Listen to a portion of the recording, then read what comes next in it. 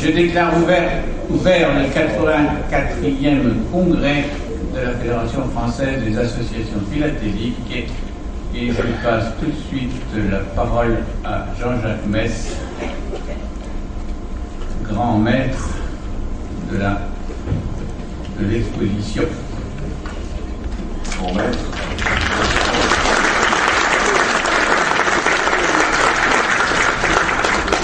Même si j'ai une certaine habitude de cette salle, c'est toujours impressionnant quand vous êtes au pupitre d'avoir autant de monde devant soi. Mesdames, Messieurs les présidents, Mesdames, Messieurs les philatélistes, chers amis, j'avais prévu un discours de 17 pages et 5 pages d'annexe, mais tout à l'heure, Robert m'a dit si tu veux qu'on soit à table à 13h, il va falloir faire plus court. Donc, je n'ai que 2 pages et 17 pages d'annexe.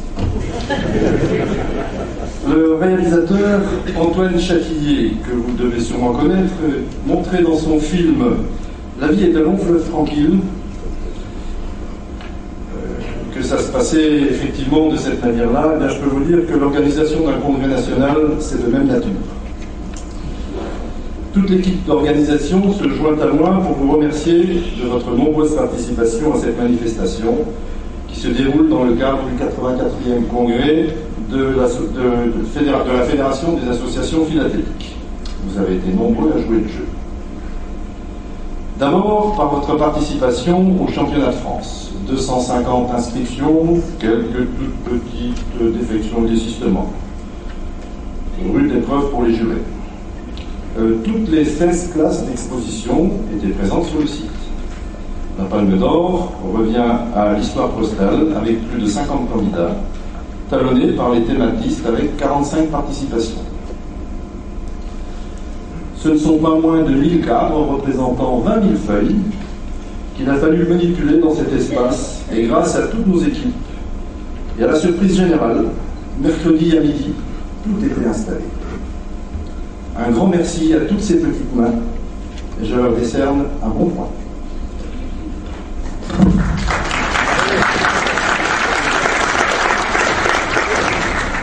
Le bon point suivant ira à toutes les associations qui ont répondu favorablement à nos bons de soutien.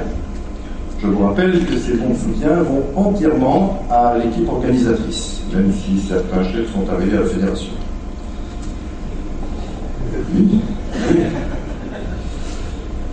Cela nous permet de répondre aux premières dépenses indispensables pour assurer les premiers envois de dossiers, par exemple, 700 dossiers, ou d'effectuer les réservations de ce centre de congrès. Plus de la moitié de nos associations ont répondu présents à cette sollicitation. Mais qui dit bon point dit également mauvais point. Mais comme je n'ai pas de mauvais point, j'attribuerai donc un bonnet d'âne. Le premier ira aux présidents qui m'ont envoyé les enveloppes de bons de soutien sans les ouvrir, en barrant rageusement l'enveloppe et en la retournant à l'envoyeur. Le deuxième bonnet aux présidents qui les ont envoyés, qui vous les ont renvoyés, déchirés, avec un petit mot sympathique du style « Vous n'avez qu'à vous adresser à la fédération ». Mais vous fûtes très peu nombreux à agir de la sorte. Mesdames, Messieurs les exposants, un bon point pour le renvoi de vos dossiers complets. Mais, bien sûr, l'exception française existe. Il y a toujours des petites exceptions du type si vous n'acceptez pas mes 6 cadres, je n'exposerai pas.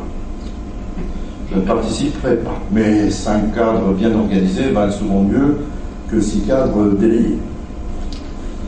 Grâce à vous également, j'ai pu compléter ma collection de timbres et de vignettes oblitérées.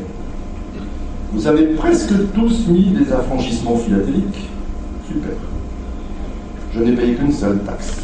Monsieur F, à qui je lui donnerai un bonnet d'âne, compétiteur au championnat de France, a affranchi sa lettre avec un prêt-à-poster réponse découpé sur une enveloppe de la béquille.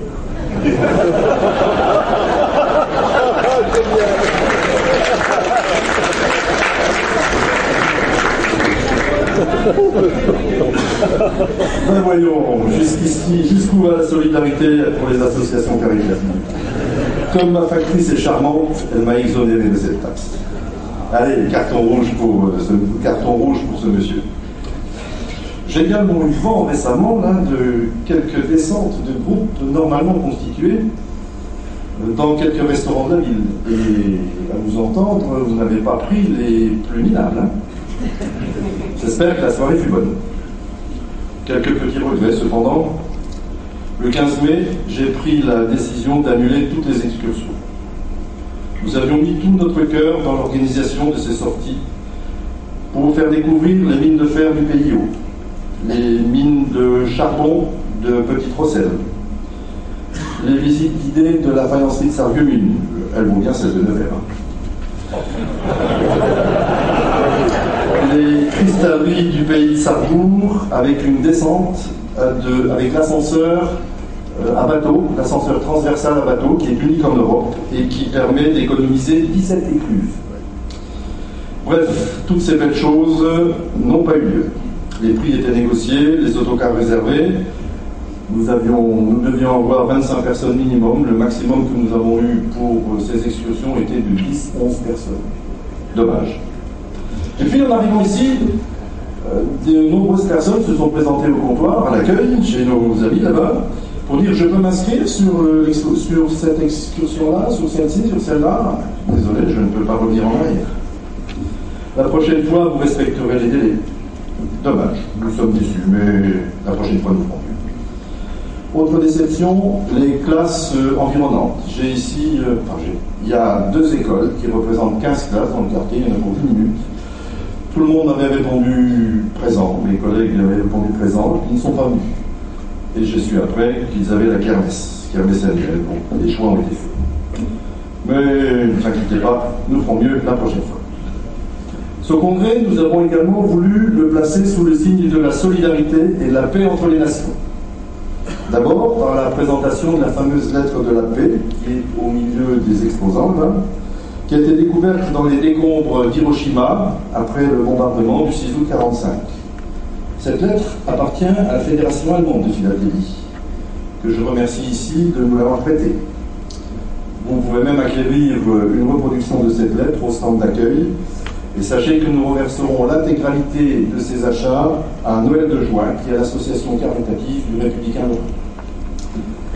Ensuite, toujours sur le côté paix et Europe, l'organisation, avec notre championnat de France, du championnat parallèle, là, du championnat de l'exposition Symbolus, que vous avez en sortant à gauche. Ça, Moselle-Luxembourg, c'est une convention que nous avons passée avec nos 2 autres partenaires, le Luxembourg et la SAR, en 1995, et à charge à chaque région ou chaque pays d'organiser tous les 2 ans une exposition. Nous souhaitions l'intégrer dans l'exposition nationale pour donner un plus à cette exposition. Cette collaboration tripartite entre ces pays, puisque pour le Luxembourg c'est une nationale, pour la Sarre et pour la Moselle, ça sera une régionale. J'espère que vous avez pris autant de plaisir à venir à Metz que nous avons eu à organiser pour vous ce championnat de France. Je vous souhaite encore un agréable séjour dans cette belle ville et vous remercie beaucoup de votre attention. C'est un bon point, tu voudras bien te l'attribuer.